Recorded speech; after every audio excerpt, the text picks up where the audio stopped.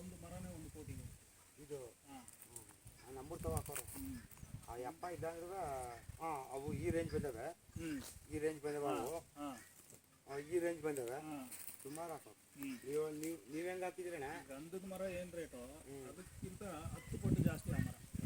ಇವೆಲ್ಲ ಇವಾಗ ಗೊತ್ತಾಗಲ್ಲ ನಿಜ ಇವೆಲ್ಲ ಇನ್ನೊಂದು 5-6 ವರ್ಷ ಆಮೇಲೆ ಇದ್ರ ವ್ಯಾಲ್ಯೂ ಗೊತ್ತಾಗ್ಬೇಕಾರೆ ಅದು ಗೊತ್ತಿರೋರಿಗೆ ಗೊತ್ತು ಎಲ್ರಿಗೂ ಗೊತ್ತಾಗಲ್ಲ ಇಲ್ಲಿ ವಾಸ ಮಾಡ್ಕೊಂಡು 200 ಮಾಗನಿ ಮರ ಐತೆ 200 ಸಿಲ್ವರ್ ಮರ ಐತೆ 200 ತೇಗ ಐತೆ 150